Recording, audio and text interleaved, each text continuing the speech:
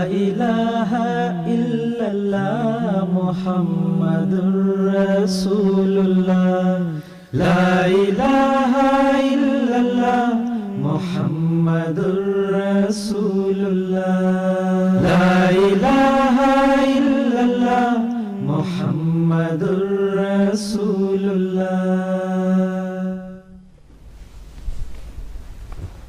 اعوذ باللہ من الشیطان الرجیم، بسم اللہ الرحمن الرحیم۔ ناظرین کرام، السلام علیکم ورحمۃ اللہ وبرکاتہ۔ پروگرام دینی و فقہی مسائل کے ساتھ ہم آپ کی خدمت میں حاضر ہیں۔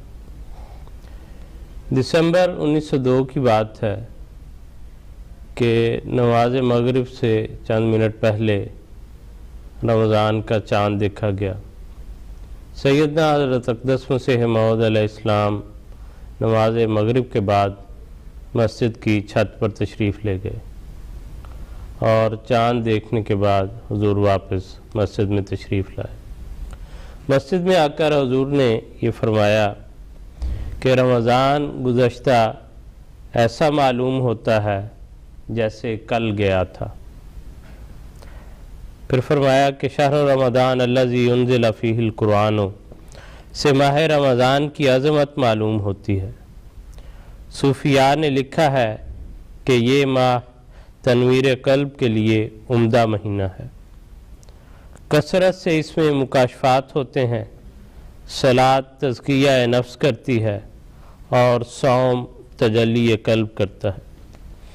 تزکیہ نفس سے مراد یہ ہے کہ نفس امارہ کی شہوات سے بودھ حاصل ہو جائے، اور تجلی قلب سے یہ مراد یہ ہے کہ کشف کا دروازہ اس پر کھلے کہ خدا کو دیکھ لے۔ حضرین کرام، جیسے ہم نے سیدنا حضرت اقدس مسیح موعود علیہ السلام کے اس بیان میں اس حوالے میں سنا کہ گزشتہ رمضان یوں معلوم ہوتا ہے جیسے کل ہی گیا ہے، اور یہ عرصہ جو درمیانی گزرا اتنی صورت کے ساتھ، اور پھر ایک مرتبہ ہم رمضان کے مہینے کے استقبال کی تیاریاں کر رہے ہیں۔ انشاءاللہ تعالی رمضان کے ان ایام میں ہمارا یہ پروگرام ہر بدھ کے روز اسی وقت کے مطابق، جو کہ یہاں یو کے کا لندن کا 4 بجے سپہر کا وقت ہے، اس وقت انشاءاللہ نشر ہوا کرے گا، اور یہ پروگرام لائیو ہوگا۔ یعنی اسی رواں وقت میں آپ جو نمبر آپ کو دیے جائیں گے، جو تفصیلات بتائی جائیں گی، اس کے مطابق کال کر کے براہ راست علماء کرام سے بطور خاص رمضان سے متعلقہ امور پر آپ گفتگو کر سکتے ہیں۔ کوئی اور بات آپ دینی حوالے سے پوچھنا چاہیں وہ بھی پوچھ سکتے ہیں، لیکن ہم یہ درخواست کریں گے کہ چونکہ اس پروگرام کا ان ایام میں خاص طور پر لائیو نشر کرنے کا مقصد یہی ہے کہ جو روزوں سے متعلقہ بات چیت ہے، جو مسائل ہیں، جو اس کی اہمیت ہے، جو افادیت ہے، اس کو ہم جان سکیں، اس پر بات کر سکیں، اور جس وقت میں جس موسم سے ہم گزر رہے ہیں اس سے بھرپور فائدہ اٹھانے کی کوشش کریں۔ تو اس لیے ہم درخواست کریں گے کہ اگر اسی موضوع سے متعلقہ بات ہو تو وہ زیادہ مناسب ہوگا۔ سیدنا خلیفۃ المسیح الرابع رحمہ اللہ نے اپنے ایک خطبہ جمعہ میں حضور نے فرمایا کہ ہر رمضان ہمارے لیے ایک نئی پیدائش کی خوشخبری لے کر آتا ہے۔ اگر ہم ان شرطوں کے ساتھ رمضان میں سے گزر جائیں جو حضرت صلی اللہ علیہ وسلم نے بیان فرمائی ہیں، تو گویا ہر سال ایک نئی روحانی پیدائش ہوگی اور گزشتہ تمام گناہوں کے داغ دھل جائیں گے۔ ان شرطوں پر کس طرح سے عمل کرنا ہے، کس طرح سے رمضان کے ان ایام کو گزارنا چاہیے، حضور صلی اللہ علیہ وسلم کی کیا سنت تھی، کیا طریق تھا، کیا نمونہ تھا، ان امور کو ہم انشاءاللہ دیکھیں گے۔ سیدنا حضرت اقدس مسیح موعود علیہ السلام نے فرمایا کہ انسان بطبع نمونے کا محتاج ہے، اسی لیے خدا تعالیٰ نے یہ نہیں کیا کہ قرآن کو صرف ایک کتاب کی صورت میں اکیلے طور پر نازل کر دے، بلکہ قرآن کے ساتھ اپنے رسول کو بھیجا تاکہ قرآن کی تعلیمات کو وہ اپنی عملی شکل سے انسانوں کے سامنے رکھ دے اور پھر انسان اس نمونے کو فالو کر سکے۔ تو انشاءاللہ ان ایام کے حوالے سے بھی حضور صلی اللہ علیہ وسلم کی سنت کو ہم دیکھیں گے، آپ کے ارشادات کی روشنی میں ہم ان باتوں کو سمجھنے کی کوشش کریں گے۔ ہمارے آج کے اس پروگرام میں جو علماء کرام شرکت فرما رہے ہیں، میں ان کا جو ہے وہ تعارف کروا دوں کہ یہاں لندن اسٹوڈیوز میں تشریف رکھتے ہیں مکرم محترم مولانا ظہیر احمد خان صاحب، اور ٹیلی فون لائن پر گفتگو فرمائیں گے مکرم محترم مولانا مبشر احمد کالم صاحب مفتی سلسلہ۔ تو آج کے اس پروگرام کا ہم جو ہے گفتگو کے حوالے سے علماء کرام سے آغاز کرتے ہیں، اور پہلے ہم کوشش کریں گے کہ ہم بات کریں مکرم محترم مولانا مبشر احمد کالم صاحب سے، اور جو ہے اس حوالے سے ان سے پوچھ سکیں، اور اس کے بعد جو ہے ساتھ ساتھ ہم دیکھتے رہیں گے کہ جو کالرز جو ہیں وہ ہمارے ساتھ آئے، ہم ان کی کال جو ہے براہ راست یہاں اسٹوڈیو میں لیں گے اور ان سے گفتگو کریں گے، اور ان کے جو سوالات ہوں گے وہ ہم انشاءاللہ علماء کرام کی خدمت میں پیش کریں گے اور ان سے ہم جوابات جو ہے وہ لے سکیں گے۔ کالم صاحب ابھی جو ہے کنٹرول روم نے مجھے بتایا کہ کالم صاحب سے اس وقت ہمارا ٹیلی فون لائن پر رابطہ جو ہے وہ وقتی طور پر نہیں ہو رہا، ہم اس کے لیے کوشش کر رہے ہیں، اور جیسے ہی انشاءاللہ مکرم محترم مولانا مبشر احمد کالم صاحب سے ہمارا رابطہ ہوتا ہے تو ان کو بھی انشاءاللہ پروگرام میں شامل کریں گے، اور جو ہے متعلقہ مسائل رمضان کے وہ انشاءاللہ ان سے پوچھیں گے۔ تو فی الوقت ہمارے ساتھ جو ہمارے دوست اور عالم مکرم محترم مولانا ظہیر احمد خان صاحب یہاں تشریف رکھتے ہیں، ہم ان کی طرف چلتے ہیں اور ان سے گفتگو کرتے ہیں۔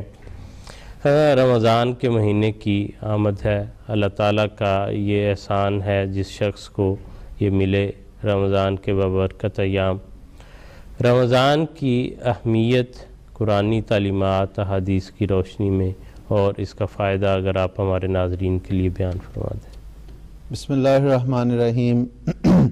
اللہ تعالیٰ نے قرآن کریم میں جہاں روزوں کے کا حکم ارشاد فرمایا، وہاں پر اللہ تعالیٰ فرماتا ہے یا ایھا الذین آمنوا کتب علیکم الصیام کما کتب علی الذین من قبلکم لعلکم تتقون، کہ اے مومنو تم پر بھی روزے اسی طرح فرض کیے گئے ہیں جس طرح تم سے پہلی امتوں پر روزے فرض کیے گئے تھے۔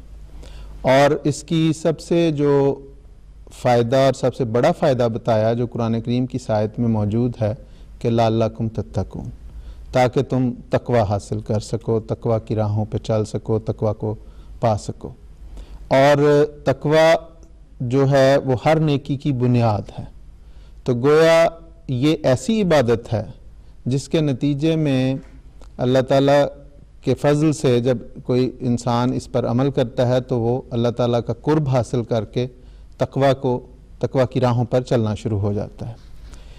اس آیت کی روشنی میں مختلف مفسرین نے اس کے یہ معنی بھی کیے ہیں کہ لعلکم تتقون میں یہ دراصل بشارت دی گئی ہے کہ جو روزے کی افادیت اور اس کا فائدہ ہے وہ یہ بتایا گیا ہے کہ ایک تو روحانی ترقی اس سے ہوگی، جس طرح کہ ابھی آپ نے سیدنا حضرت اقدس مسیح موعود علیہ السلام کا ایک ارشاد پڑھا، اس میں حضرت صاحب نے واضح طور پر فرمایا کہ اس سے تجلی قلب ہوتا ہے، اور مطلب یہ ہے کہ مکاشفات کے دروازے کھلتے ہیں، اللہ تعالیٰ سے راز و نیاز انسان کر سکتا ہے۔ تو سب سے بڑا فائدہ تو یہ ہے، اور ساتھ ہی مفسرین نے یہ بھی لکھا کہ لعلکم تتقون میں یہ بھی گنجائش موجود ہے کہ وہ جہاں روحانی بیماریوں سے انسان بچتا ہے وہاں اس پر عمل کرنے کے بعد وہ جسمانی بیماریوں سے بھی بچتا ہے۔ اور جو حکماء نے لکھا ہے کہ جو سارا سال کھانے سے فاسد مادے اس کے جسم میں جمع ہوتے رہتے ہیں، جب وہ ایک مہینہ ان روزوں پہ عمل کرتا ہے تو وہ فاسد مادے جو ہیں وہ زائل ہونا شروع ہو جاتے ہیں۔ حضرت اقدس محمد مصطفیٰ صلی اللہ علیہ وسلم نے بھی اس کی طرف اس کی طرف توجہ دلائی اور اس کی فائدہ اور اس کی افادیت یوں بیان فرمائی۔ حضرت سلمان فارسی رضی اللہ تعالیٰ عنہ کی ایک روایت ہے کہ وہ کہتے ہیں کہ آن حضور صلی اللہ علیہ وسلم نے شعبان کی آخری رات ہم سے خطاب فرمایا اور اس میں ہمیں یہ بتایا کہ دیکھو کل سے تم پر ایک ایسا مہینہ طلوع ہونے والا ہے جو مہینوں کا سردار مہینہ ہے، اور اس میں ایسا اعلیٰ مہینہ ہے کہ اس میں جو عام دنوں میں نیکی کی جاتی ہے وہ اس مہینے میں کی جانے والی نیکی اس کا 70 گنا اس کا ثواب ملتا ہے، اور کہا کہ عام دنوں میں جو فرائض بجا لائے جاتے ہیں اس مہینے میں اگر کوئی نفل بجا لائے جائیں گے تو عام دنوں میں فرائض کا ثواب ان دنوں میں نوافل کی ادائیگی سے وہ فرض کے برابر ثواب ملے گا۔ اسی طرح فرمایا کہ اس میں یہ ایسا مہینہ ہے کہ اس میں مومن کے رزق میں اضافہ کیا جاتا ہے، اور بہت ساری اس میں بشارات دیں۔ اور اس کے علاوہ آن حضور صلی اللہ علیہ وسلم نے ایک دوسری روایت میں فرمایا کہ اللہ تعالیٰ فرماتا ہے کہ روزہ جو ہے وہ باقی نیکیاں جو ہیں وہ انسان اپنے لیے بجا لاتا ہے، لیکن روزہ میرے لیے بجا لاتا ہے میرا بندہ، اور میں خود اس کی جزا ہو جاتا ہوں، یعنی اس کو ملتا ہوں میں اس کے نتیجے میں، اس کی خود جزا دیتا ہوں۔ اسی طرح آن حضور صلی اللہ علیہ وسلم نے اس کی یہ بھی افادیت بیان فرمائی کہ یہ ایسا مہینہ ہے جس میں نیکی کی تحریکات بہت بڑھا دی جاتی ہیں۔ جب ایک انسان تھوڑی سی کوشش کرتا ہے تو اس کو اللہ تعالیٰ کے فرشتے اس کی تائید اور نصرت میں لگ جاتے ہیں، اور وہ نیکیوں میں زیادہ سے زیادہ بڑھنا شروع ہو جاتا ہے۔ اور اگر کوئی شخص برائیوں سے بچنے کی کوشش کرتا ہے تو وہ ان برائیوں میں بہت جلدی سے ان سے بچنا شروع ہو جاتا ہے، اور اللہ تعالیٰ کے فرشتے ان برائیوں سے بچنے کے لیے اس کی مدد کرتے ہیں۔ اسی لیے دراصل آن حضور صلی اللہ علیہ وسلم نے فرمایا کہ اس میں شیطان کو جکڑ دیا جاتا ہے، جنت کے دروازے کھول دیے جاتے ہیں، جہنم کے دروازے بند کر دیے جاتے ہیں۔ مطلب یہ ہے، اور اس حدیث کے ساتھ جب ہم قرآن کریم کی آیت ملاتے ہیں کہ وَلَيْسَ لِلْإِنسَانِ إِلَّا مَا سَعَى، اس کے لیے انسان کو کوشش کرنی، کسی بھی مقام کو پانے کے لیے، کسی بھی اچھائی کو پانے کے لیے انسان کو کوشش کرنی پڑتی ہے، تو جو اس میں کوشش کرتا ہے اس کی کوششوں میں بہت برکت پیدا ہو جاتی ہے۔ اگر وہ نیکیوں میں بڑھنے کی کوشش کرتا ہے تب اس کی کوششوں میں بہت برکت پڑ جاتی ہے، اگر وہ برائیوں سے بچنے کی کوشش کرتا ہے تو تب اس کی نیکیوں میں ان کوششوں میں برکت پڑ جاتی ہے۔ ورنہ تو اس حدیث کے معنی نہیں کھل سکتے کہ اگر یہ کہا جائے کہ جنت گویا اس میں کوئی برائی نہیں کر سکتا، اس میں جو بھی شخص ہے اس کے اختیار ختم ہو جاتے ہیں، تو ایسی کوئی بات نہیں، بلکہ اس میں دراصل یہ ہے کہ جو کوشش کرتا ہے برائیوں سے بچنے کی، ان برائیوں سے بچنے میں اس کی مدد اور نصرت ہوتی ہے، اللہ تعالیٰ کے فرشتے اس کی تائید کرتے ہیں۔ تو یہ دراصل بات ہے۔ جو رمضان میں داخل ہوگا، جی بالکل، جو اپنے اوپر رمضان کو طاری کرے گا اسی کو اس سے فائدہ پہنچے گا۔ مثلا جیسے عام دیکھتے ہیں کہ اسکول کھلے ہیں، مدارس کھلے ہیں، کالجز، یونیورسٹیز ہیں، اب ان کے کھل جانے کی وجہ سے، موجود ہونے کی وجہ سے جو شخص اس کے اندر جاتا نہیں، اس کا اسٹوڈنٹ نہیں بنتا، اس کے نصاب کو نہیں فالو کرتا، اس کے صرف اسٹوڈنٹ جو یونیورسٹیوں کے وجود سے تو اس کو فائدہ نہیں ہو سکتا۔ مثلا حضور صلی اللہ علیہ وسلم تشریف لائے، اسلام آ گیا، اس کے نتیجے میں یہ نہیں ہوا کہ سب انسان جو موجود تھے وہ مسلمان ہو گئے۔ جس نے جا کے بیعت کی، جس نے وہ غلامی کا جوا اپنے گردن میں ڈالا، وہ مسلمان ہو گیا، جس نے فالو کیا۔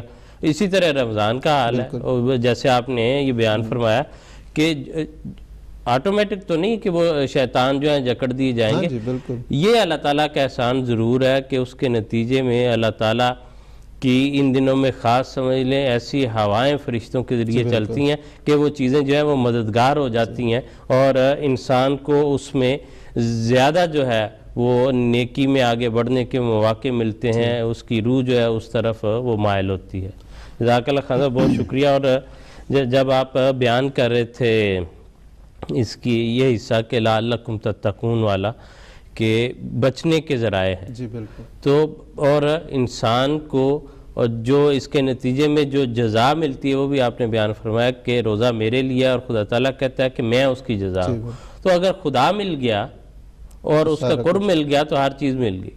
سیدنا حضرت خلیفۃ المسیح خامس اید اللہ تعالیٰ بن نصر العزیز نے اپنے خطبہ جمعہ میں اگست 2009 کے خطبہ میں حضور نے رمضان کے حوالے سے ہی نصیحت کرتے ہوئے فرمایا تھا کہ یہ دعاؤں کی قبولیت کا خاص مہینہ ہے، اور سب سے بڑی دعا جو ہمیں کرنی چاہیے وہ یہی ہے کہ اللہ تعالیٰ کا وصل تلاش کیا جائے، اس کا قرب تلاش کیا جائے، اس سے ملنے کی خواہش ہو، اللہ تعالیٰ سے ملنے کی دعا کی جائے۔ جب خدا مل جائے گا تو دوسری خواہشات خود بخود پوری ہوتی چلی جائیں گی۔ دعا ہے کہ اللہ تعالیٰ ہمیں اس کی توفیق دے۔ آمین۔ تو یہ حضور نے اس کے مقاصد میں سے ایک بات، ایک نیکی کے یا ایک کام کے بہت سے مقاصد اور بہت سے فوائد ہو سکتے ہیں، تو ایک بہت بڑا فائدہ جو ہے حضور نے یہ بھی اس کا بیان فرمایا۔ ناظرین کرام، ابھی ہم چلتے ہیں مکرم محترم محترم کالم صاحب کے پاس اور ان سے بات کریں گے۔ السلام علیکم کالم صاحب۔ وعلیکم السلام ورحمۃ اللہ۔ کالم صاحب، آپ میری آواز سن سکتے ہیں ٹھیک طرح سے؟ جی اس وقت تو آ رہی ہے۔ جی ٹھیک ہے جی، جزاکم اللہ۔ کالم صاحب، ابھی ہم بات کر رہے تھے پروگرام کے آغاز میں، مکرم ظہیر صاحب نے رمضان کی اہمیت اور افادیت کے حوالے سے بیان کیا ہے۔ آپ کی خدمت میں یہ گزارش کرنا چاہتا ہوں کہ یہ بیان فرمائیں کہ روزے کا فرض ہونا اس کی شریعت کی روح سے کس حد تک تاکید ملتی ہے۔ مثلا یہ دیکھا جاتا ہے کہ بعض دفعہ بعض لوگ جو ہیں وہ معمولی عذر پر روزہ جو ہے وہ چھوڑ دیتے ہیں یا کسی تساہل کی بنیاد پر، تو شریعت میں، قرآن کریم میں، احادیث میں ہمیں اس کی تاکید کس طرح سے ملتی ہے؟ جی بات یہ ہے کہ اللہ تعالیٰ نے انسان کو اپنا قرب عطا کرنے کے لیے بہت سے ذرائع تجویز فرمائے ہیں۔ ان میں سے بڑا اہم وہ اللہ کی راہ میں روزے رکھنا ہے۔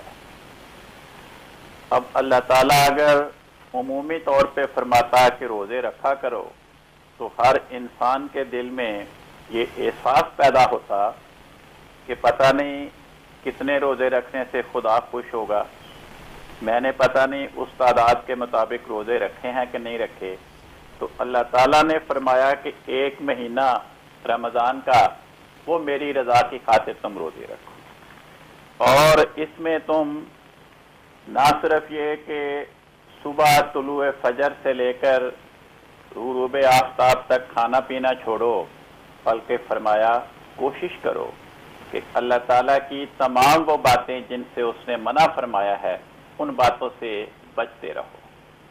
چنانچہ حضرت رسول پاک صلی اللہ علیہ وسلم فرماتے ہیں کہ جو شخص روزہ رکھ کر جھوٹ بولنے سے اور ناجائز کاموں سے اپنے آپ کو روکتا نہیں، تو اس کے بھوکا پیاسا رہنے کی خدا تعالیٰ کو کیا ضرورت ہے؟ روزہ تو اس لیے ہے کہ کھانا میرا حق ہے، پینا میرا حق ہے، ازدواجی تعلقات کا قیام میرا حق ہے۔ تو انسان کہتا ہے کہ اے خدا، میں تیری رضا کی خاطر اپنے حقوق پہ چھوڑ رہا ہوں۔ تو جب میں تیری رضا کی خاطر اپنے حقوق پہ چھوڑ رہا ہوں تو انسانوں کے حقوق میں کیوں ماروں گا، لوگوں کے حقوق میں کیوں غصب کروں گا؟ تو یہ نقطہ اسے سمجھانے کی ضرورت ہے۔ تو حضرت رسول پاک صلی اللہ علیہ وسلم نے فرمایا، جیسا کہ ابھی محترم ظہیر خان صاحب بیان فرما رہے تھے، کہ حضرت رسول پاک صلی اللہ علیہ وسلم نے فرمایا کہ انسان کے ہر عمل کا بدلہ اسے مل جاتا ہے سوائے روزوں کے، کیونکہ روزہ ایک ایسا عمل ہے جو وہ صرف میرے لیے رکھتا ہے اور میں خود روزے کا بدلہ بن جاتا ہوں، یعنی میرا قرب اور میرا پیار اسے نصیب ہو جاتا ہے، اور جس کو خدا کا پیار مل جائے اسے اور کیا چاہیے۔ حضرت مسیح موعود علیہ السلام نے ایک شعر میں فرمایا ہے، اس رخ کو دیکھنا ہی تو ہے اصل مدعا، جنت پہ ہے یہی کہ ملے یار آشنا۔ تو حضرت رسول پاک صلی اللہ علیہ وسلم نے اس کی اہمیت بیان کرتے ہوئے ایک مرتبہ فرمایا، جو شخص بغیر کسی مجبوری کے رمضان کا ایک روزہ بھی چھوڑتا ہے، تو اگر وہ شخص بعد میں ساری عمر بھی روزے رکھے تو وہ روزے اس کے رمضان کا چھوڑا ہوا روزہ اس کا بدلہ نہیں بن سکتا۔ تو یہ اہمیت آپ نے بیان فرمائی۔ ٹھیک ہے، جزاکم اللہ حسن جزاک، بہت شکریہ۔ ناظرین کرام، جو رمضان کی اور روزے رکھنے کی اہمیت ہے، جیسے محترم مشرف کالم صاحب ابھی بیان فرما رہے تھے، وہ آپ نے سنی۔ ایک مشہور حدیث جو ہے اس کا ذکر ملتا ہے کہ حضور صلی اللہ علیہ وسلم نے یہ فرمایا کہ بہت ہی بدقسمت ہے وہ انسان اور اللہ کی رحمت سے وہ دور ہے کہ جس نے رمضان کا مہینہ پایا اور اس کے گناہ نہ بخشے گئے۔ اسی حدیث میں یہ بھی ذکر ملتا ہے کہ حضور نے فرمایا کہ جس نے اپنے بوڑھے والدین کو یا ان میں سے کسی ایک کو پایا اور اس کے باوجود بھی وہ جہنم میں چلا گیا، کہ یعنی ان کی خدمت کر کے جنت حاصل نہیں کر سکا، وہ بھی خدا تعالیٰ کی رحمت سے بہت دور ہے۔ اور یہ بھی فرمایا کہ جس کے پاس میرا ذکر کیا گیا اور اس نے مجھ پر درود نہ بھیجا، یعنی حضور صلی اللہ علیہ وسلم کا نام نامی اس کے پاس لیا جائے اور وہ حضور صلی اللہ علیہ وسلم کی ذات پر درود نہ بھیجے، تو فرمایا کہ وہ بھی بدقسمت شخص ہے اور اللہ تعالیٰ کی رحمت سے وہ دور ہے۔ تو اس لیے یہ ایام جو ہیں اللہ تعالیٰ کی رحمت کو، اللہ تعالیٰ کی بخشش کو کھینچنے کے اور حاصل کرنے کے دن ہیں۔ ناظرین کرام، اس وقت جو پروگرام ہم آپ کی خدمت میں پیش کر رہے ہیں، ہمارا یہ پروگرام لائیو ہے، انٹریکٹیو ہے۔ ہمارے رابطے کی تفصیلات آپ کو ٹیلی ویژن اسکرین پر مل جائیں گی، تو اس کے مطابق آپ فون کر کے یا فیکس کے ذریعے جو ہے ہم سے رابطہ کر سکتے ہیں، علماء کرام کی خدمت میں سوالات بھجوا سکتے ہیں، یا اگر پروگرام فرض کریں گزر جاتا ہے اور اس کے بعد آپ کے ذہن میں کوئی سوال جو ہے اس سے متعلقہ آتا ہے، تو وہ سوال آپ ہمیں ای میل پر، جو ہمارا ریگولر اس پروگرام کا ای میل ایڈریس ہے، اس پر بھی آپ ہمیں بھجوا سکتے ہیں۔ تو انشاءاللہ آئندہ جو یہ رمضان کا مہینہ جو ہے اس میں مسلسل ہمارے یہ پروگرام ہر بدھ کے روز اسی وقت کے مطابق لائیو نشر ہوتے رہیں گے، اور براہ راست ہم آپ کی فون کالز لے کر جو ہے اس پر گفتگو کریں گے انشاءاللہ۔ تو آپ ہمیں ای میل کے ذریعے اگر بعد میں کوئی بات ایسی جو ہے رہ جاتی ہے، آپ پوچھنا چاہتے ہیں، تو وہ آپ ہمیں ای میل کے ذریعے بھیج سکتے ہیں، لیکن ابھی اس وقت جو ہے آپ فون کے ذریعے ہمارے اسٹوڈیو میں یہاں پر علماء کرام سے بات کر سکتے ہیں۔ رمضان سے متعلقہ بات پوچھنی ہے وہ پوچھ سکتے ہیں، یا اس کے علاوہ بعض دفعہ کوئی اور دینی ضرورت کوئی ایسی بات جو ہے وہ انسان کو ضرورت محسوس ہوتی ہے ڈسکس کرنے کی، وہ بھی آپ علماء کرام سے پوچھ سکتے ہیں۔ جیسا حضور صلی اللہ علیہ وسلم کی سنت کے حوالے سے ہم نے پہلے ذکر کیا کہ ہم دیکھیں گے کہ کیا حضور صلی اللہ علیہ وسلم کا طریق تھا رمضان میں۔ تو حضور صلی اللہ علیہ وسلم کس طرح رمضان کا استقبال کرتے تھے، اور رمضان کے دنوں میں ایک حصہ جو ہے اور بنیادی حصہ وہ عبادات کا ہے، اس پر بھی ہم بات کریں گے۔ ایک حصہ ہے اس کے عملی رنگ جو ہیں بعض، کہ سحری اور افطاری کے کیا حضور صلی اللہ علیہ وسلم کی سنت تھی، کیا اس بارے میں تعلیمات ہیں؟ بات یہ ہے کہ حضور صلی اللہ علیہ وسلم، ایک تو جس طرح آپ نے کہا کہ عبادات کا ایک حضرت عائشہ رضی اللہ تعالیٰ عنہ کی روایت ہے کہ رمضان میں حضور صلی اللہ علیہ وسلم بہت زیادہ مجاہدہ کرتے تھے۔ عام دنوں میں بھی حضور کے عبادات بہت کثرت سے ہوتی تھی، لیکن رمضان میں تو بہت بڑھ جاتا تھا۔ اور جہاں تک سحری اور افطاری کا تعلق ہے، تو اس حوالے سے اگر ہم بات کرتے ہیں تو حضور صلی اللہ علیہ وسلم صبح جو طلوع فجر سے پہلے جو میسر ہوتا گھر میں، اگر کھجور ہوتی یا ستو ہوتے یا دودھ ہوتا یا جو بھی میسر ہوتا، اس کے ساتھ حضور روزے کا سحری کرتے، اور طلوع فجر پر اس سحری کو کھانا پینا بند کر دیتے، اور پھر اس کے بعد شام تک جو ہے وہ غروب آفتاب تک پھر یہ کچھ نہ کھاتے، اور جو ہی غروب آفتاب ہوتا تو جو میسر ہوتا اس کے ساتھ حضور پھر روزہ افطار کرتے، عموماً کھجور اور حضور صلی اللہ علیہ وسلم نے فرمایا کہ جب تم میں سے کوئی روزہ افطار کرے تو وہ کھجور کے ساتھ افطار کرے، اور اگر کھجور میسر نہ ہو تو پھر پانی کے ساتھ، کیونکہ وہ پاک ہے۔ تو یہ چیزیں ان کے ساتھ حضور صلی اللہ علیہ وسلم کا جس طرح حضور کی تعلیم تھی، یہی حضور کا اپنا اس پہ عمل تھا کہ جو میسر ہوتا اس کے ساتھ حضور سحری اور افطاری کرتے۔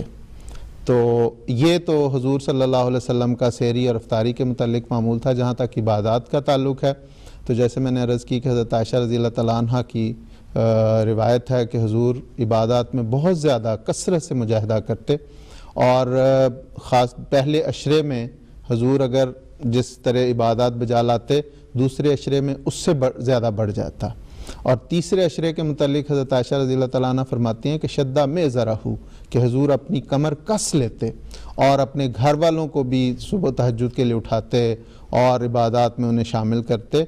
تو یہ حضور صلی اللہ علیہ وسلم، اور اسی طرح آتا ہے کہ بعض روایات میں کہ حضور صدقہ و خیرات بہت زیادہ کرتے تھے، اور تیز آندھی کی طرح حضور کا صدقہ و خیرات ہوتا تھا۔ عام دنوں میں بھی ہوتا تھا، لیکن رمضان کا جب مہینہ آتا تو اس میں حضور کے صدقہ و خیرات اس طرح ہوتے جس طرح تیز و تند آندھی ہوتی ہے۔ اور ایک روایت میں آتا ہے کہ حضور صلی اللہ علیہ وسلم جب جبریل آپ سے ملتے تو اس میں حضور صلی اللہ علیہ وسلم صدقہ و خیرات بہت کثرت سے کرتے، اور رمضان کی ہر رات میں حضرت جبریل آپ کو ملنے آتے، قرآن کریم کا دور کرواتے۔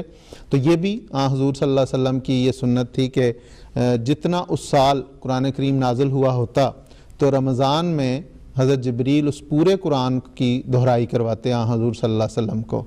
تو اس میں جہاں پہ قرآن کریم کی تلاوت کثرت سے دن کے وقت رات کے وقت تلاوت کثرت سے ہوتی، اسی طرح نوافل غیر معمولی، اور حضرت عائشہ رضی اللہ تعالیٰ عنہ کی روایت ہے کہ اتنی لمبی نمازیں ادا کرتے کہ ان کی خوبصورتی اور ان کی طوالت کے بارے میں کچھ نہیں بتا سکتی، اتنی لمبی ہوتی۔ تو اسی طرح صدقہ و خیرات میں یہ تھا حضور صلی اللہ علیہ وسلم کا۔ تو یہ سارے معمول حضور صلی اللہ علیہ وسلم کے تھے، اور اس کے ساتھ ساتھ پھر گھر کے کام کاج میں بھی حضور باوجود رمضان ہونے کے گھر کے کام کاج میں بھی اپنی بیویوں کا ہاتھ بٹاتے، اپنی بیویوں کے کام میں مدد فرماتے۔ جزاکم اللہ خان صاحب، بہت شکریہ۔ ہمارے ساتھ نور جہاں بیگم صاحبہ ہیں کلکتہ سے، ان سے ہم بات کریں گے اور ان کا سوال سنتے ہیں۔ السلام علیکم۔ وعلیکم السلام۔ جی فرمائیے۔ میرا سوال یہ ہے، مجھے انہیلر لینا پڑتا ہے دن میں 3 بار ود ان ٹائم، ڈاکٹر نے پرسکرائب کیا ہے 7 AM 2 PM اینڈ 10 PM۔ تو ہم کیا رمضان روزہ رکھ سکتا ہے یہ حالت میں؟ انہیلر بھی لیں گے روزہ رکھیں گے چلے گا؟ یہی میرا کوشچن ہے۔ جی ٹھیک ہے، بہت شکریہ، جزاکم اللہ۔ آپ کے جو بات میں سمجھ سکا ہوں وہ یہ ہے کہ آپ کو دن میں 3 مرتبہ انہیلر لینا پڑتا ہے، تو آپ یہ پوچھنا چاہتی ہیں کہ کیا اس حالت میں جو ہے آپ روزہ رکھ سکتی ہیں یا نہیں؟ خان صاحب جی، پہلی بات تو یہ ہے کہ یہ قرآن کریم میں اللہ تعالیٰ فرماتا ہے کہ فمن کان منکم مریضا او علی سفر فعدۃ من ایام اخر، کہ جو ان ایام میں مریض ہے یا مسافر ہے تو اس کے لیے یہ رخصت ہے کہ وہ اور دنوں میں روزے پورے کر لے۔ اور اگر ان کو ایسی استمے کی ایسی تکلیف ہے کہ انہیں انہیلر جو ہے وہ مسلسل لینا پڑتا ہے تو یہ تو پھر دائمی مریض میں ہے۔ جہاں تک روزے کے دوران انہیلر کا تعلق ہے تو اس کی اجازت نہیں ہے، کیونکہ وہ بھی ایک طرح سے دوائی اندر انسان کھینچتا ہے۔ تو قرآن حضور صلی اللہ علیہ وسلم نے واضح طور پہ فرمایا کہ روزے کے دوران کسی قسم کا کھانا پینا جو ہے اور بیوی سے تعلق جو ہے وہ ممانعت ہے اس کی۔ اور انہیلر جو ہے یہ بھی دوائی ہے، یہ بھی اسی طرح ہے کہ جس سے انجیکٹ کیا جائے اسی طرح سانس کے ذریعے دوائی اندر کھینچی جاتی ہے، تو اس لیے انہیلر کی اجازت نہیں ہے۔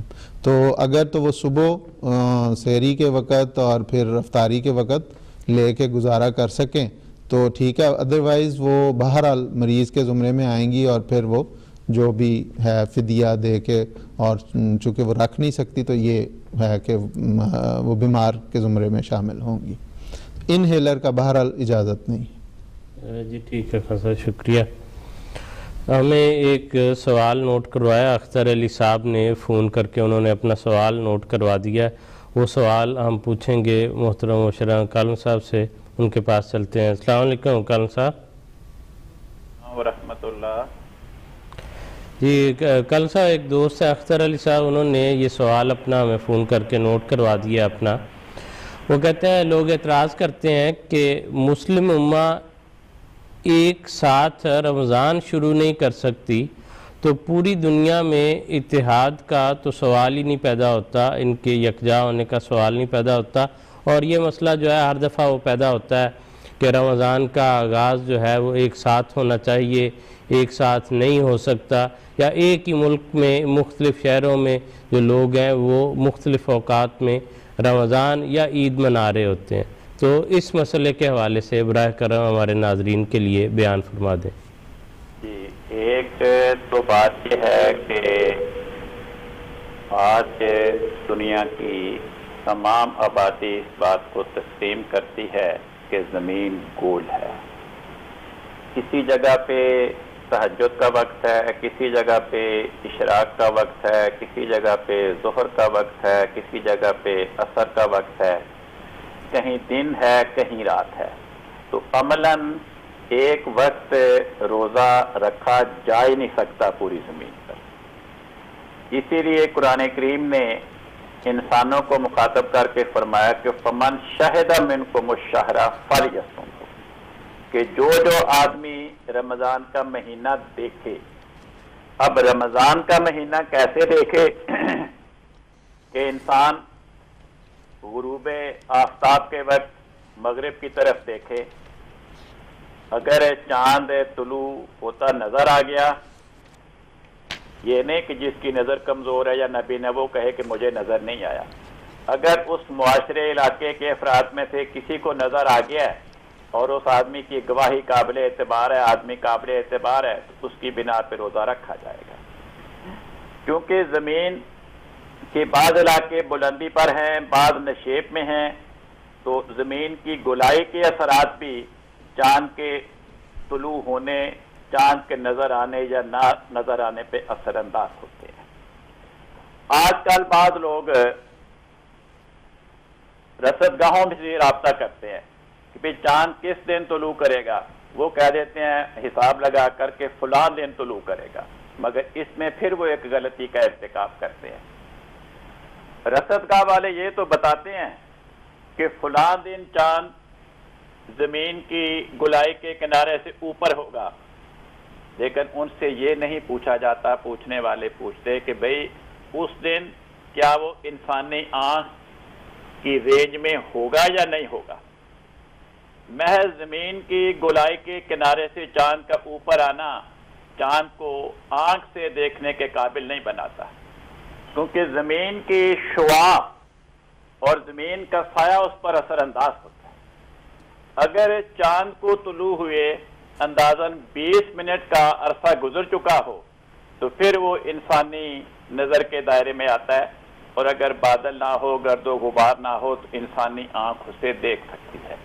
تو ان باتوں میں غلطی کی بنا پر، یا بعض اوقات لا علمی کی بنا پر، یا بعض اوقات بعض جفا بندیوں کی تعصب کی بنا پر اختلاف ہو جاتا ہے. تو اللہ تعالیٰ کہتا ہے کہ تم کوشش کرو نیت صحیح کے ساتھ. جب انسان صحیح نیت کے ساتھ چاند کو دیکھنے کی کوشش کرے گا، چاند کے طلوع کو معلوم کرنے کی کوشش کرے گا، تو اللہ تعالیٰ اس کو قبول فرمائے گا. جی ٹھیک ہے کام صاحب، بہت شکریہ، جزاکم اللہ. اور بالکل حدیث میں ہمیں یہی ملتا ہے کہ سومو لرؤیتہ وافطروا لرؤیتہ، یعنی چاند کو دیکھ کر اس کی رؤیت کے مطابق روزے رکھو اور اس کی رؤیت کے مطابق ہی افطار کرو، یا عید کی جو گنتی ہے اس کے متعلق کہ عید کے منانے کے لیے بھی اس کا دیکھنا جو ہے اس کو فالو کرو.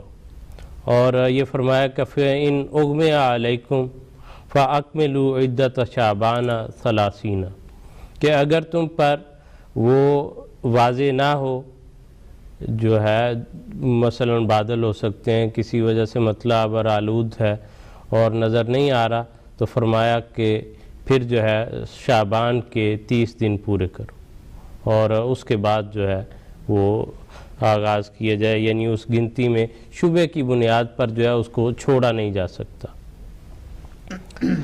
اور رویت کے جیسے کہ محترم کالم صاحب نے بیان فرمایا کہ اس کے کئی ایک جو ہیں وہ طریق ہو سکتے ہیں، اور اس میں جو غلطی لگتی ہے وہ یہی کہ اس کے سائنسی اعتبار سے اس کی اس عمر کو لے لیا جاتا ہے، لیکن اللہ تعالیٰ کے فضل سے جماعت میں یہ نظام اب بڑے لمبے عرصے سے، اور خاص طور پر ان مغربی ممالک میں، کہ اس حساب کو بڑے اچھے طریق سے اور ان ساری پہلوؤں کو مد نظر رکھتے ہوئے وہ حساب جو ہے رصدگاہ سے لیا جاتا ہے، اس کی عمر کا، اس کے زاویے کا، اور اس کے آنکھ سے نظر آنے کا، اور پھر اس کے مطابق جو ہے وہ اعلان کیا جاتا ہے۔ رمضان اگلے چند دنوں میں انشاءاللہ رمضان کا یہ چاند جو ہے وہ بھی طلوع ہوگا۔ اسلام نے انسان کو کسی بھی موقع پر رہنمائی کے بغیر نہیں چھوڑا، اور رہنمائی اس کی ایسے رنگ میں کی ہے کہ ہر وقت ایک پازیٹیو پہلو، ایک مثبت انداز، ایک مثبت فکر جو ہے وہ اس کی رہنمائی کرتی رہے۔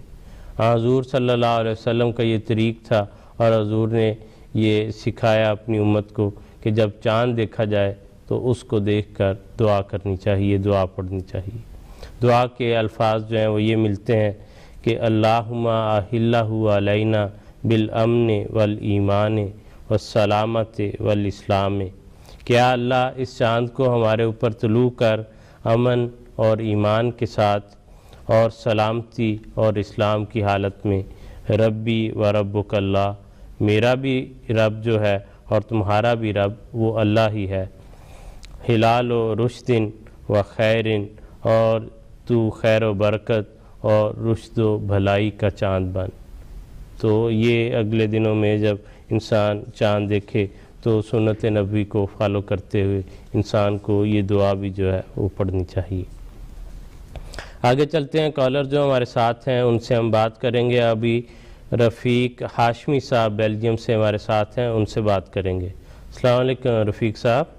السلام علیکم ربی صاحب، رفیق ہاشمی عرض کر رہا ہوں بیلجیم سے۔ وعلیکم السلام، جی فرمائیے۔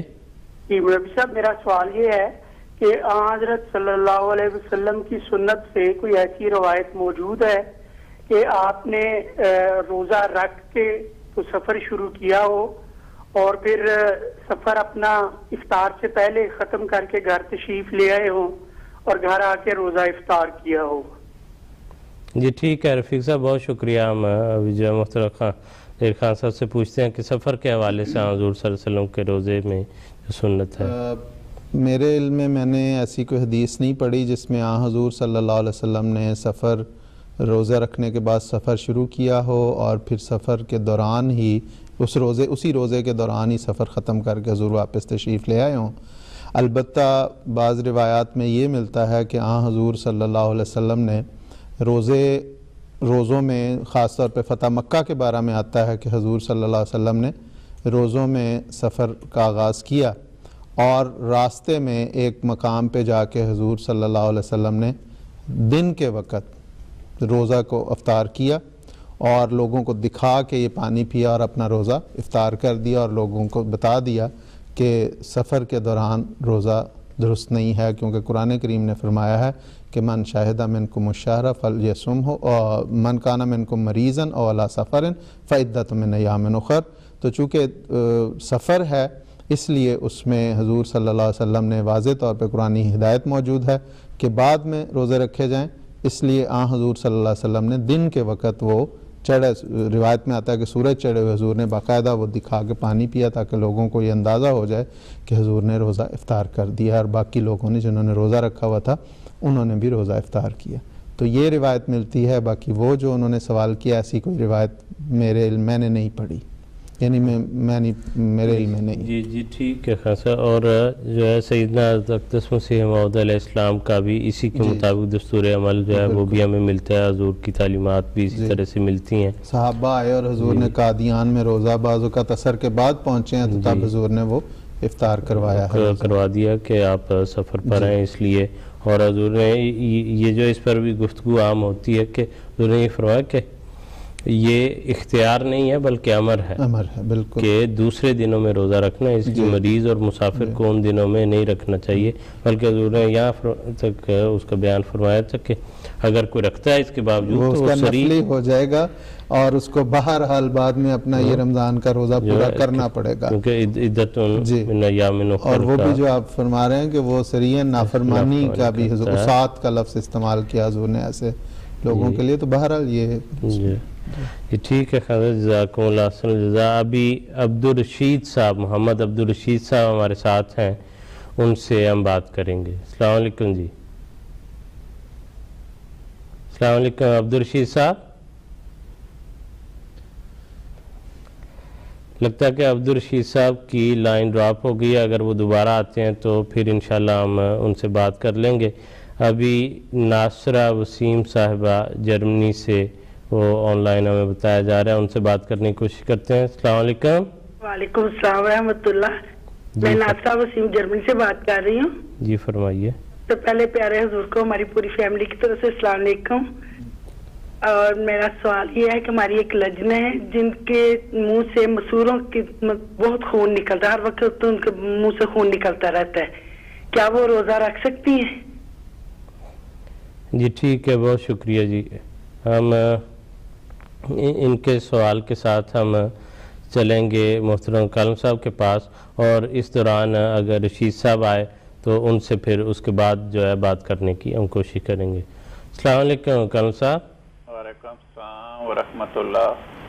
ناصرہ وسیم صاحبہ نے جرمنی سے ہمیں یہ سوال پوچھا ہے، وہ کہتی ہیں کہ کوئی لجنہ ہے، کوئی خاتون ہے، تو ان کو یہ مستقل یہ شکایت ہے، یہ تکلیف ہے کہ ان کے مسوڑوں سے خون آتا رہتا ہے، تو کیا ایسی حالت میں وہ روزہ رکھ سکتی ہیں؟ جی، مسوڑوں سے خون آنا یہ ایک بیماری ہے، اس لیے دانتوں کے ڈاکٹر سے رابطہ قائم کریں۔ اگر تو روزہ رکھنے کے نتیجے میں مسوڑوں سے خون آنے کی بیماری میں اضافہ ہوتا ہو تو پھر وہ روزہ نہ رکھیں، اور اگر روزہ رکھنے کے نتیجے میں مسوڑوں سے خون آنے کی بیماری میں اضافہ نہیں ہوتا اور انہیں کوئی تکلیف نہیں ہوتی تو پھر وہ روزہ رکھ سکتی ہیں۔ تو اس کا تعلق دانتوں کے ڈاکٹر کے ساتھ ہے، اس سے مشورہ کریں۔ ایسی بیماری جس بیماری میں روزہ رکھنے کے نتیجے میں اضافہ ہوتا ہو، اس بیماری میں روزہ رکھنا درست نہیں، اور ایسی بیماری معمولی سی جس میں روزہ رکھنے کے نتیجے میں اضافہ نہ ہوتا ہو، اس معمولی بیماری میں روزہ رکھا جا سکتا ہے۔ جی ٹھیک ہے، کل سے ابھی ہم محمد عبدالرشید صاحب سے بھی بات کرتے ہیں اور جو ہے ان کا سوال بھی سن لیتے ہیں، اور پھر آپ کی خدمت میں اس کے جواب کے لیے عرض کرتے ہیں۔ جی رشید صاحب السلام علیکم۔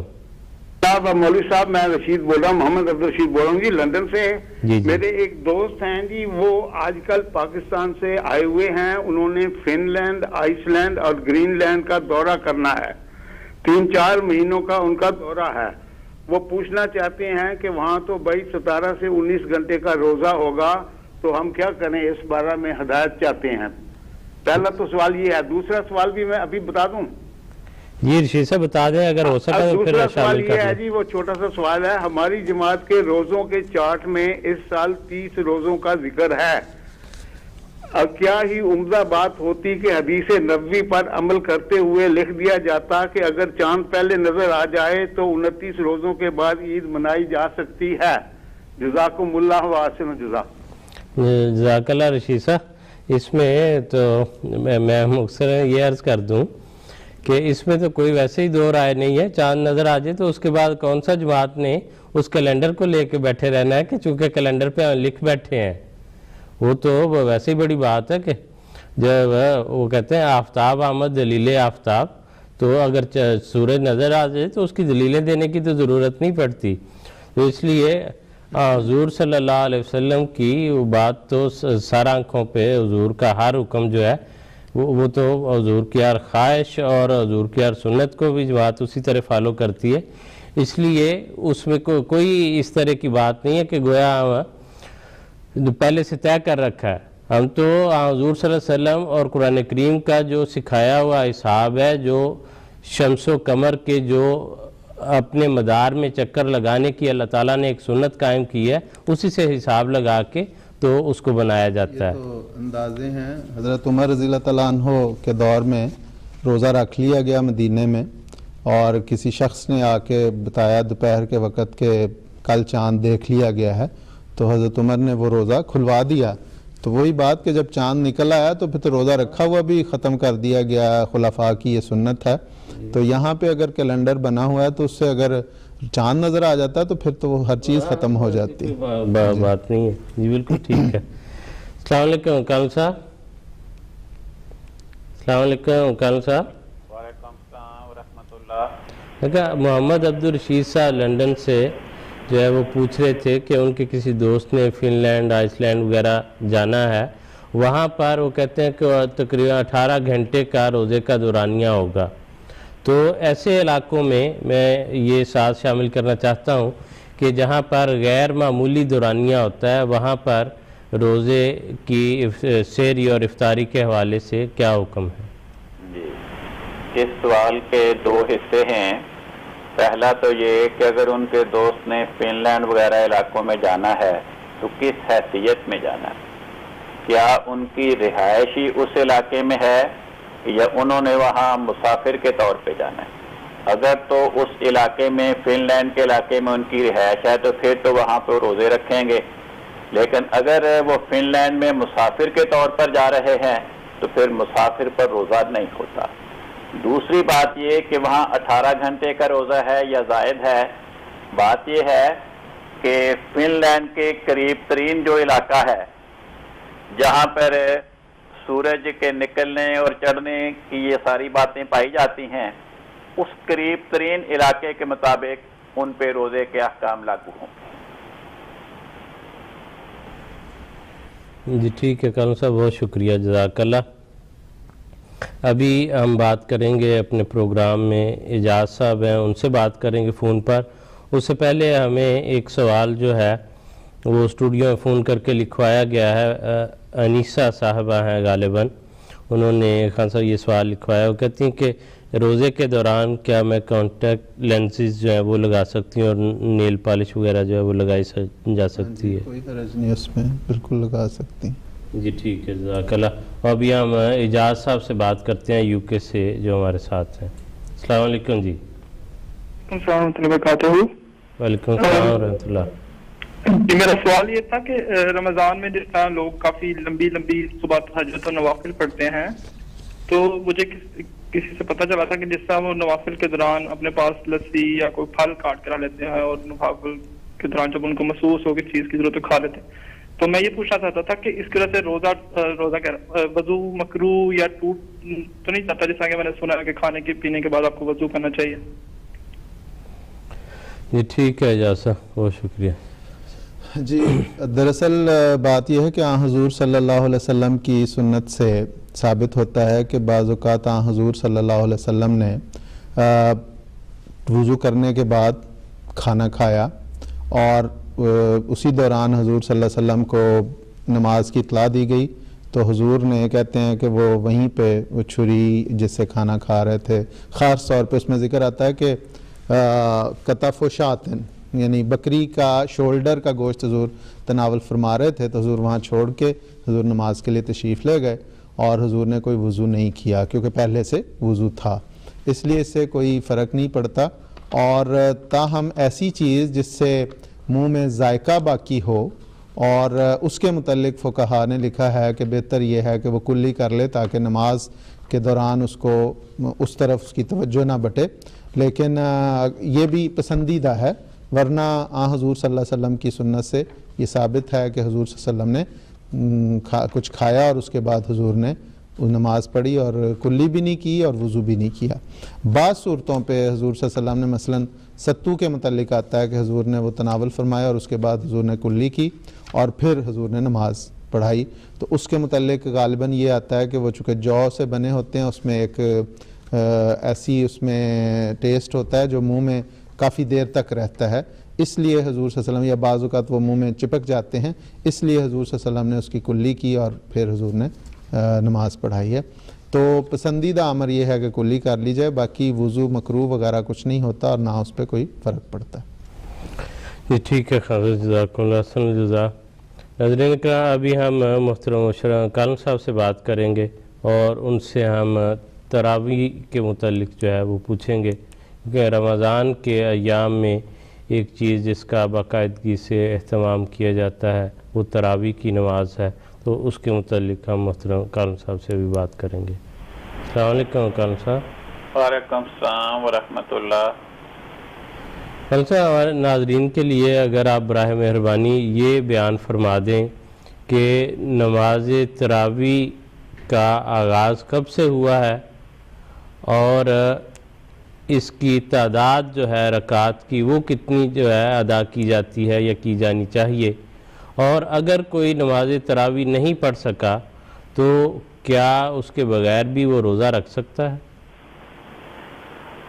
بات یہ ہے کہ رمضان کا مہینہ ہر قسم کی نیکیوں کو کمال پہ پہنچانے کا مہینہ ہے۔ جہاں اس میں انسان روزہ رکھتا ہے، وہیں تلاوت قرآن پاک اور نوافل کی ادائیگی، صدقہ و خیرات اور دیگر نیک کاموں کو بھی عمدگی کے ساتھ اپنے نقطۂ کمال پہ انجام دینے کی کوشش کرتے ہیں۔ حضرت رسول پاک صلی اللہ علیہ وسلم سارا سال ہی یوں تو تہجد ادا فرمایا کرتے تھے، لیکن رمضان کے مہینے میں آپ کی عبادات اور نوافل کے تو پھر کیا کہنے۔ ایک مرتبہ یوں ہوا کہ آخری عشرے میں رسول پاک صلی اللہ علیہ وسلم عشاء کے بعد مسجد میں تشریف لائے اور آپ نے نوافل باجماعت پڑھائے، حتیٰ کہ رات کا تیسرا حصہ گزر گیا۔ اگلی رات آپ نے ناغہ کیا اور نفل باجماعت نہیں پڑھائے۔ اس سے اگلی رات آپ پھر عشاء کے بعد کچھ عرصہ گزرنے کے بعد مسجد میں تشریف لائے اور آپ نے صحابہ کو نوافل باجماعت پڑھائے، اور تقریباً نصف شب تک آپ ان کو نوافل پڑھاتے رہے۔ اس پر صحابہ کہتے ہیں کہ ہم نے عرض کی یا رسول اللہ، جو باقی رات رہ گئی ہے اگر وہ بھی وقت حضور ہمیں نوافل ہی پڑھاتے رہتے، تو آپ نے فرمایا کہ جو شخص امام کے ساتھ باجماعت نوافل پڑھے حتیٰ کہ امام پڑھا کر چلا جائے تو اسی پوری رات کے قیام کا ثواب ملتا ہے۔ اگلی رات آپ نے پھر ناغہ کیا اور اس سے اگلی رات آپ نے پھر نوافل باجماعت پڑھائے، اور اس رات نوافل باجماعت میں شرکت کے لیے اپنے افراد خانہ کو بھی آپ نے بلایا اور اتنے لمبے نفل پڑھائے کہ صحابہ کہتے ہیں ہمیں خدشہ ہوا کہ شاید سحری ہو جائے گی۔ تو یہ آپ نے 3 مرتبہ اسی عشرے میں کیا، اور پھر اگلے دن حضور نوافل پڑھانے کے لیے تشریف نہیں لائے، لیکن جب پہلی مرتبہ آپ نے رات کو نوافل باجماعت پڑھائے تو اگلے دن صبح شہر میں خبر پھیل گئی کہ رسول پاک صلی اللہ علیہ وسلم نے آج رات نوافل باجماعت پڑھائی۔ تو اس خبر کے پھیلنے پر حاضرین کی تعداد اور بڑھ گئی۔ اگلے دن پھر خبر پھیلی کہ آج حضور نے نوافل باجماعت پڑھائے تھے، تو اس خبر کے پھیلنے پر حاضرین کی تعداد مزید بڑھ گئی۔ تو حاضرین کی تعداد مسلسل بڑھتے رہنے کے نتیجے میں اگلے دن آپ تشریف نہیں لائے۔ صحابہ نے سمجھا کہ شاید حضور صلی اللہ علیہ وسلم کو یاد نہیں رہا، تو وہ ادب کے مارے آپ کو بلاتے تو نہیں تھے، لیکن وقفے وقفے کے ساتھ کھنکارتے تھے، کھانستے تھے، تاکہ صحابہ کے کھانسنے کی آواز سن کر شاید حضور کو توجہ ہو جائے کہ صحابہ مسجد میں انتظار کر رہے ہیں۔ مگر آپ مسجد میں تشریف نہیں لائے۔ اگلے دن آپ نے فرمایا کہ میں تم لوگوں کے کھانسنے کی آواز سن رہا تھا، لیکن میں جان بوجھ کر نہیں آیا کہ اگر میں اس طرح مسلسل تمہیں نماز باجماعت نوافل کی پڑھانا شروع کر دوں تو عین ممکن ہے پھر یہ امت پہ فرض ہو جائے اور تمام افراد امت اس کو پھر نبھا نہ سکے۔ چنانچہ اس کے بعد آپ نے کبھی بھی رات کے پہلے حصے میں یا دوسرے حصے میں آپ نے نوافل باجماعت نہیں پڑھائے۔ تو اصل چیز تہجد کی نماز تھی، جس کے بارے میں احادیث میں لکھا ہے کہ حضرت رسول پاک صلی اللہ علیہ وسلم 8 رکعت تہجد کے نوافل پڑھا کرتے تھے۔ رسول پاک صلی اللہ علیہ وسلم کے زمانے میں، حضرت ابو بکر کی خلافت کے زمانے میں، حضرت عمر کی خلافت کے ابتدائی زمانے میں بھی اس طرح کا کوئی سلسلہ نہیں تھا۔ حضرت عمر رضی اللہ عنہ نے اپنی خلافت کے زمانے میں دیکھا رات کو کہ بعض ایسے لوگ جو مزدور پیشہ ہیں، سارا دن مزدوری کا کام کرتے ہیں، تھکے ہوئے ہوتے ہیں اور صبح تہجد نہیں پڑھ سکتے، وہ مسجد میں مختلف ٹولیوں کی صورت میں اکیلے اکیلے نوافل پڑھ رہے ہیں، قرآن پڑھ رہے ہیں۔ آپ نے یہ دیکھ کر سوچا کہ اگر میں ان کو ایک اچھے قاری کی امامت میں کھڑا کر دوں اور یہ اس کی اقتداء میں نوافل پڑھ لیں، کیونکہ صبح یہ بیچارے اٹھ نہیں سکتے اپنی مجبوری کی بنا پر، تو اس وقت یہ نوافل پڑھ لیں اور قرآن بھی سن لیں تو یہ بڑا اچھا انتظام ہوگا۔ چنانچہ آپ نے ایک صحابی کو، جس سے رسول پاک صلی اللہ علیہ وسلم نے صحابہ کو قرآن سکھانے کے لیے مقرر فرمایا تھا، اسے امام مقرر کیا اور فرمایا کہ جنہوں نے اس وقت نوافل پڑھنے ہیں وہ اس کے پیچھے پڑا پڑے۔ تو اس وقت سے پھر نماز تراویح با جماعت کا سلسلہ شروع ہو گیا، اور اصل چیز تہجد کی ادائیگی ہے، نہ کہ نماز تراویح۔ نماز تراویح تو ایک مجبوری کی شکل ہے، جیسے یوں سمجھیں کہ اصل چیز کیا ہے، وضو کر کے نماز پڑھنا، لیکن اگر کسی کو پانی میسر نہیں، وہ وضو نہیں کر سکتا، تو وہ تیمم کر کے نماز پڑھ لے۔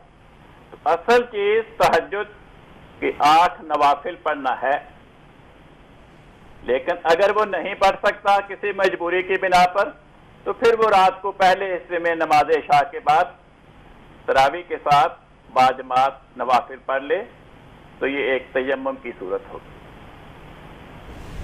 جی ٹھیک ہے کلم صاحب، بہت شکریہ۔ ہمارے ساتھ کچھ کالرز ہیں، ہم ان سے کوشش کرتے ہیں شیخ ناصر صاحب سے بات کرتے ہیں پہلے، اور پروگرام کے آخری منٹس ہیں۔ بالکل جی السلام علیکم سر۔ وعلیکم السلام ورحمۃ اللہ۔ شیخ ناصر احمد بول رہے ہیں، بیسیکلی پاکستان تو لالے موسے تو لنڈن تو بول رہے ہیں۔ میرا سوال ہے کہ ڈائبٹیز والے روزہ رکھنا ضروری ہے کہ نہیں ضروری ہے؟ تو پلیز ذرا آنسر کر دیں۔ ٹھیک ہے شیخ صاحب، جزاک اللہ۔ اس کے بعد ہم بات کریں گے فوزیہ نگہت صاحبہ سے۔ مختصر طور اس کا مختصر یہ ہے کہ جس طرح بھی کالم صاحب نے بتایا کہ ڈاکٹر اگر کہتا ہے کہ بیماری ذیابیطس میں، ڈائبٹیز میں روزہ نقصان دہ ہے تو اس کو روزہ نہیں رکھنا چاہیے، اور اگر ڈاکٹر کہتا ہے کہ نہیں کوئی فرق نہیں پڑتا تو وہ رکھ لے۔ لیکن حضرت اقدس مسیح موعود علیہ السلام نے چونکہ ذیابیطس کی کئی اقسام ہیں، ایک میں حضور نے فرمایا کہ ذیابیطس کے لیے تو زیادہ مضر ہے، تو اگر کسی شخص کو ڈاکٹر یہ کہتا ہے کہ مضر ہے تو اس کو روزہ نہیں رکھنا چاہیے، وہ مریض کے حکم میں۔ ٹھیک ہے، السلام علیکم جی فوزیہ نگہت صاحبہ۔ السلام علیکم۔ وعلیکم السلام۔ میں نے یہ کویشچن کرنا تھا کہ جس طرح اب جو افطاری ہے وہ بہت لیٹ ہو رہی ہے، اور یہاں انگلینڈ میں تو سحری جلدی مطلب 3 بجے ہوتی ہے، اگر افطاری کرتے نماز عشاء اور تراویح پڑھتے ہوئے 11-12 بج جاتے ہیں، اور اس کے بعد پھر 3 بجے سحری ختم ہونی ہے، تو اس کے درمیان میں سوئیں نہ تو نماز تہجد وہ جائز ہے؟ کتنی جلدی نہیں اٹھ سکتے ہوں سونے کے بغیر جی پڑھ سکتے ہیں۔ مظفر احمد صاحب پاکستان سے اگر بات ہو سکتی ہو جلدی سے۔ السلام علیکم مظفر صاحب۔ وعلیکم السلام ورحمۃ اللہ وبرکاتہ۔ پیارے کی خدمت میں محبت بھرا السلام علیکم ورحمۃ اللہ وبرکاتہ۔ تو عرض میری یہ ہے کہ میرے اب اندر تھوڑا ٹیپ اور خون رشتہ رہتا ہے، تو اس بارے میں فقہ کا پوچھنا چاہتا ہوں مسئلہ کہ آیا میں روزے رکھ سکتا ہوں یا کہ نہیں؟ کہ اگر ڈاکٹر آپ کو بتاتا ہے کہ اس سے خون نکلنے کے نتیجے میں انسان کو کمزوری ہو سکتی ہے، اگر اتنی کمزوری ہو جاتی ہے کہ اس سے آپ کی صحت کو نقصان پہنچ سکتا ہے اور آپ کو مسلسل کچھ غذائی طاقت جو حاصل ہونی چاہیے، تو اس صورت میں نہ رکھیں۔ بہتر طور پر گائیڈ جو ہے وہ ڈاکٹر آپ کو اس حوالے سے کر سکتا ہے، تو ان سے آپ پوچھ لیں۔ ہمیں ای میل کے ذریعے ایک سوال جو آج موصول ہوا تھا وہ ڈاکٹر ریحان مقصود صاحب کا تھا پاکستان سے، یا ریحان مسعود صاحب کا، کہ کیا بغیر سحری کے روزہ رکھ سکتے ہیں؟ سحری کھانے میں برکت ہے، حضور صلی اللہ علیہ وسلم نے فرمایا، اس لیے اس برکت کو حاصل کرنے کی کوشش کرنی چاہیے۔ اگر مجبوری سے اٹھ نہیں سکے تو اس میں تو ویسے ہی اضطراری کیفیت ہے، اس میں جو ہے وہ بغیر کھائے بھی روزہ رکھا جا سکتا ہے۔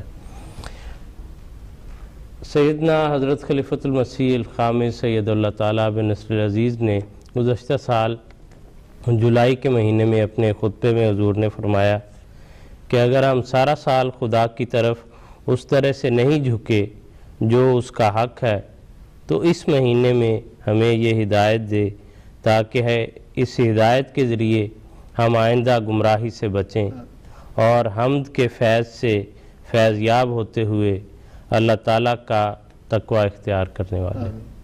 اللہ تعالیٰ ہم سب کو اس کی توفیق عطا فرمائے۔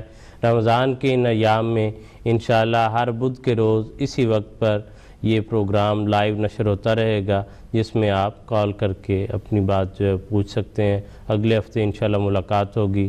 اجازت دیجیے، السلام علیکم ورحمۃ اللہ وبرکاتہ۔ لا الہ الا اللہ محمد رسول اللہ، لا الہ الا اللہ محمد رسول اللہ۔